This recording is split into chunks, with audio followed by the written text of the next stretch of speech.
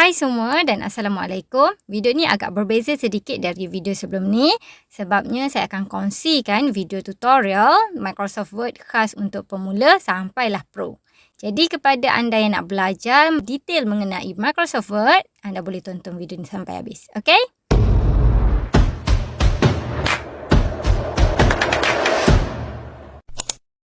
Untuk menggunakan Microsoft Word ni, mula-mula kita kena buka dulu Microsoft Word dekat laptop kita. Anda boleh buat carian Microsoft Word dekat bahagian search window macam ni. Anda type je Word, lepas tu anda klik open. Ataupun anda boleh buka dekat bahagian sini. Yang ni dia punya saiz kecil kan. Jadi anda klik dekat bahagian sini untuk kita besarkan paparan dia. Okey, yang saya punya ni Microsoft Word version 2021. So, bagi anda yang menggunakan Microsoft Word version yang lain, maybe dekat sini tampilan dia agak berbeza sedikit lah. Untuk yang saya punya ni, dekat sini dah dipaparkan beberapa template yang kita boleh guna untuk hasilkan sesuatu dokumen. Okey, biasanya kita akan gunakan yang ni, blank document. Tapi kalau anda nak template yang lain, contohnya resume, jadual dan sebagainya, selain yang dipaparkan dekat sini, anda boleh klik dekat bahagian more template. Dekat bawah ni ada pelbagai template yang anda boleh gunakan. Tapi sekiranya anda nak buat sendiri template tersebut, anda guna je yang blank document. Dan bila anda klik dekat blank document tu, ini adalah paparan utama dalam Microsoft Word.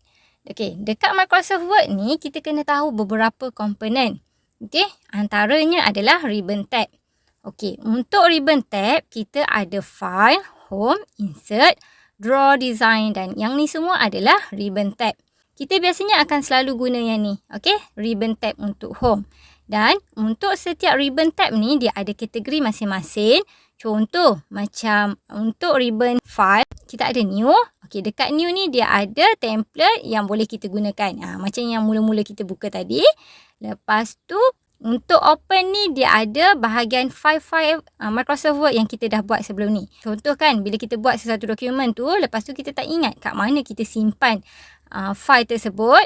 Okay, anda boleh dapatkan file dokumen tu melalui bahagian sini. Lepas tu kita ada info.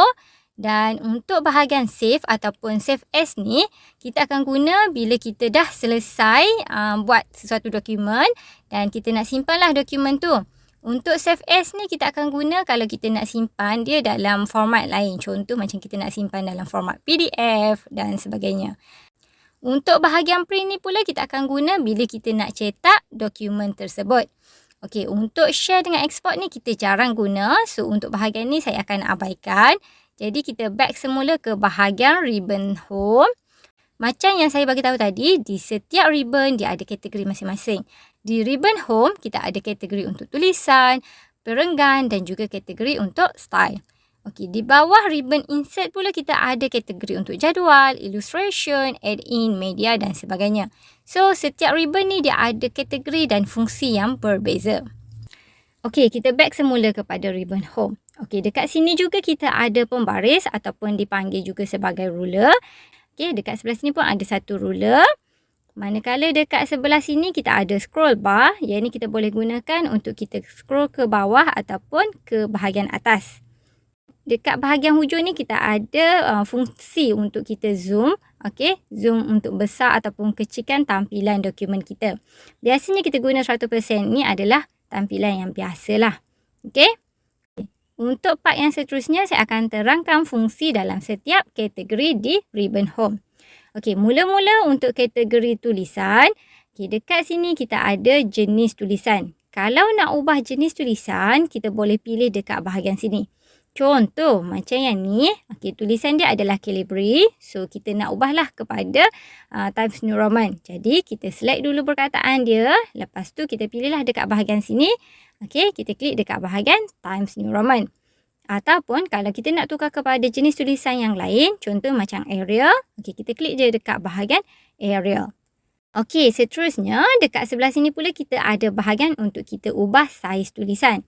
Untuk ubah saiz tulisan ni kita ada dua cara, iaitu cara yang pertama anda boleh ubah menggunakan fungsi yang ni. Ataupun cara yang kedua anda boleh ubah dekat bahagian sini. Okey, nampak tak ada A besar dan juga A kecil. A besar ni bila kita klik, saiz tulisan kita akan semakin besar. Manakala A kecil ni pula, bila kita klik, saiz tulisan kita akan menjadi semakin kecil. Lepas tu, untuk bahagian AA ni pula, kita nak ubah format tulisan. Sentence case ni anda boleh guna kalau anda nak huruf besar di awal perkataan dalam ayat tersebut.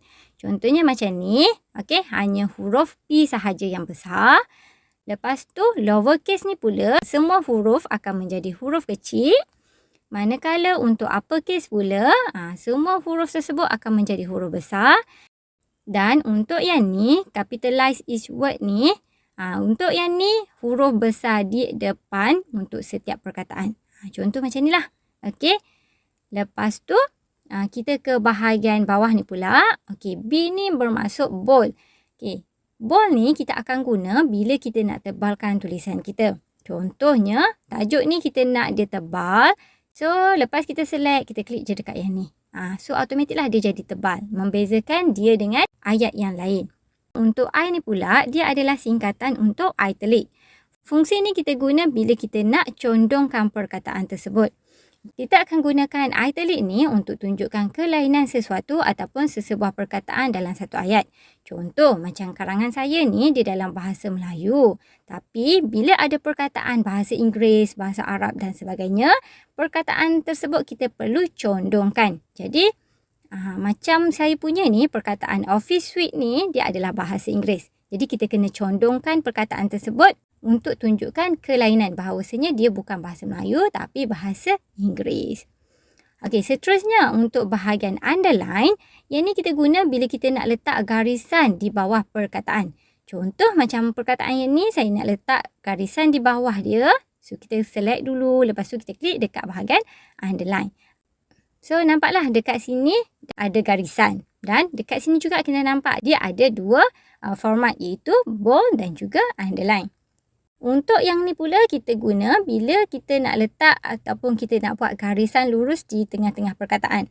Contohnya macam ni. Okey, biasanya yang ni kita guna bila perkataan tersebut sebenarnya salah tapi kita tak boleh nak potong dalam karangan kita kan. So, kita letak garisan kat tengah-tengah, lepas tu kita tulis perkataan yang betul dekat sebelah dia. Betul tak?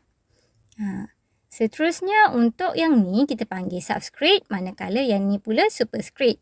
Yang ni kita jarang guna tapi kita akan guna bila kita nak buat rujukan ataupun nota kaki untuk dokumen kita. Biasanya kita akan guna kalau kita nak buat dalam penulisan tesis ataupun assignment yang betul-betul detail lah.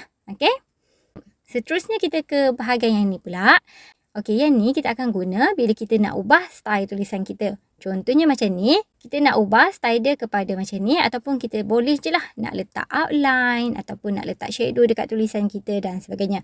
Okey, kita boleh ubah style tu hanya dengan klik dekat bahagian sini sahaja. Okey, seterusnya untuk yang ni kita akan guna bila kita nak highlight tulisan ataupun perkataan. Contoh macam saya punya karangan ni, saya nak highlight tarikh. Jadi saya akan select dulu dekat sini. Lepas tu kita klik. Okey. Dan kita boleh pilih warna apa yang kita nak. Contoh yang seterusnya, saya akan gunakan warna hijau bagi highlight dekat nama tempat. So, kita select je perkataan nama tempat. Tapi, kalau jadi macam ni, dah terhighlight semua macam ni, anda jangan risau. Anda boleh guna fungsi undo dekat bahagian atas ni. Okay, bila kita klik dekat bahagian sini, dia akan undur kepada keadaan asal perkataan tersebut. Okay. Lepas tu, dekat sebelah sini pula, dia ada fungsi untuk redo. Redo ni kita akan guna bila kita nak keadaan selepas kita undur tadi. Ataupun dalam kata lainnya, redo ni kita guna untuk kita batalkan perintah undo tadi. Okey? Tadi saya nak highlight nama tempat kan. Jadi kita klik dekat bahagian sini. Lepas tu kita select nama tempat tersebut. Okey, bila kita dah tak nak guna fungsi highlight ni, anda kena klik semula dekat sini. Alright? Lepas tu, yang ni pula kita akan guna bila kita nak ubah warna tulisan. Contoh yang ni saya nak ubah kepada warna merah. Jadi lepas kita select perkataan tersebut, kita klik dekat sini dan kita pilihlah warna dia kepada warna merah. So, automatik perkataan yang kita pilih tu dah menjadi warna merah. Okey, untuk yang seterusnya kita ke bahagian kategori paragraf. Bahagian yang ni kita akan guna untuk kita setkan kedudukan paragraf dalam dokumen kita. Contohlah macam tajuk ni, saya nak kedudukan dia adalah di tengah-tengah. Jadi kita gunakan yang ni, center. So, perkataan pengenalan Microsoft Word ni akan berada di tengah-tengah macam ni lah. Yang ni pula kita akan guna bila kita nak tulisan tersebut berada di sebelah kiri. Yang ni macam tadi berada di tengah-tengah. Manakala yang ni pula berada di sebelah kanan. Okey. Seterusnya, justify. Justify ni kita akan guna bila kita nak susunan perkataan dalam perenggan sama rata di sebelah kiri dan kanan. Contoh macam perenggan kita ni, susunan perkataan dia tidak selari kan. Jadi, kita akan gunakan justify untuk pastikan perkataan dia jadi sama dan selari macam ni. Dan biasanya bila kita buat assignment, memang kita kena guna justify untuk pastikan assignment kita tu nampak kemas. Okey? Lepas tu untuk yang ni pula, ini adalah jarak di antara barisan. Biasanya jarak yang normal adalah 1.5. Okey. Dekat bahagian atas ni kita ada bahagian bulat. Okey, kita gunakan yang ni bila kita nak letak point dalam perenggan kita. Contoh, semua yang ni saya nak letak point di depan dia. So, kita select. Lepas tu, kita pilih dekat bahagian sini. Boleh pilih jenis ataupun style bulat yang kita nak guna. Manakala, dekat bahagian sini pula, kita boleh gunakan nombor kalau kita tak nak menggunakan bulat yang macam tadi. Yang ini pula kita akan guna bila kita nak letak point line di bawah nombor tersebut. Okay, contoh 1 kan. Okay, bawah 1 ni kita ada A. So, kita guna yang ni lah. Okay.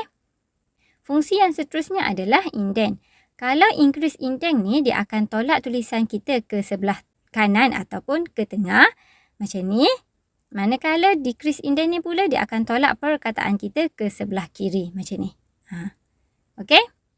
Lepas tu, yang ni pula kita akan guna bila kita nak short ataupun susunkan perkataan mengikut huruf ataupun abjad. Contoh, yang ni kita nak susun huruf tersebut daripada Z ke A. Jadi, kita klik dekat bahagian sini. Lepas tu, kita pilih descending. Automatik susunan dia daripada P kepada E. Kalau anda nak susun daripada A ke Z, anda perlu pilih dekat sini dan pilih ascending. Dia akan automatik jadi macam ni lah daripada E kepada P. Yang ni pula kita akan guna bila kita nak letak garisan ataupun kotak di dokumen kita. Contoh macam kita buat surat rasmi, kita kena letak garisan kan dekat tengah-tengah tu.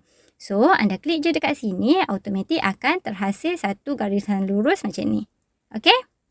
Okey, lepas tu untuk kategori style ni pula, kita jarang guna tapi kita akan guna bila kita nak buat isi kandungan secara automatik.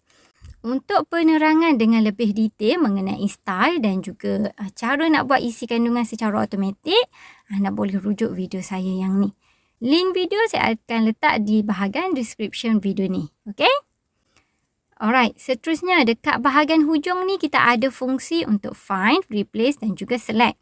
Okay, find ni kita akan guna bila kita nak cari sesuatu perkataan dalam dokumen kita. Contoh, kita nak cari perkataan dan. Jadi dekat sini kita type perkataan dan, automatik dia akan keluar hasil. Ada 4 perkataan dan dalam perenggan saya. Untuk replace ni pula kita akan guna bila kita nak gantikan sesuatu perkataan dengan perkataan yang lain. Okey, anda boleh klik dekat bahagian sini dan klik replace. Contoh saya akan tukarkan perkataan dan kepada perkataan atau. Jadi untuk nampak contoh ni lagi jelas, saya akan tukarkan dulu warna tulisan dan ni kepada warna merah. Okey. Lepas dah siap, okey, kita cari semula perkataan dan tadi. Okey, lepas tu dekat sini kita klik dekat bahagian replace. Macam biasa kita masukkan perkataan yang kita nak tukar.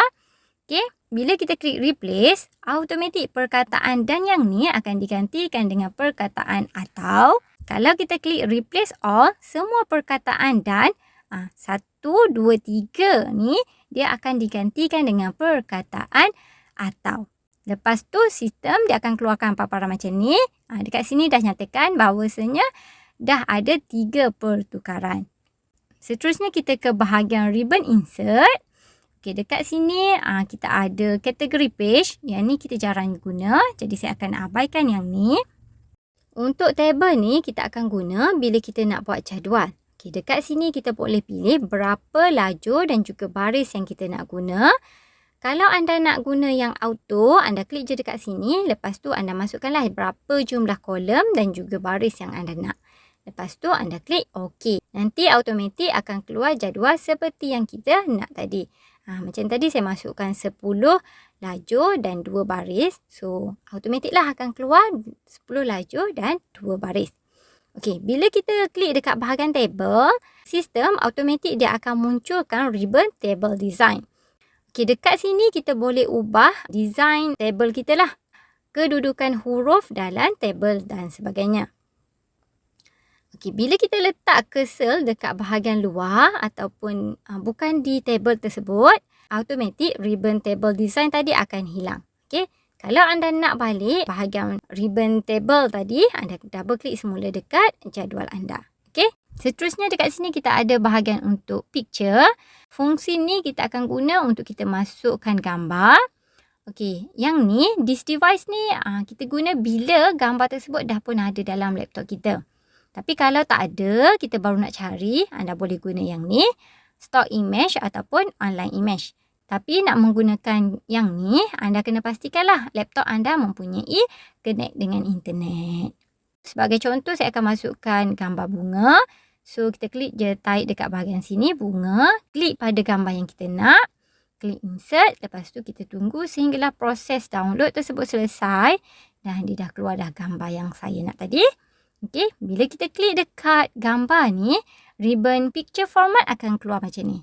Dia sama macam table tadi.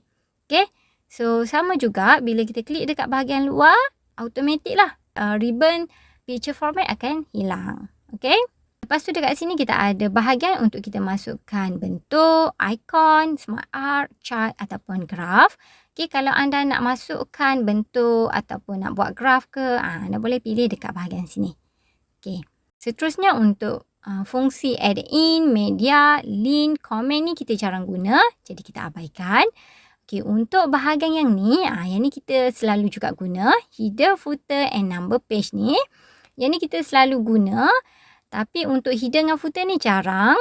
Dan biasanya kita guna bila kita nak letak nota kaki ataupun nama penulis di bahagian atas setiap helaian kertas ataupun di bahagian bawah setiap helaian kertas dokumen kita.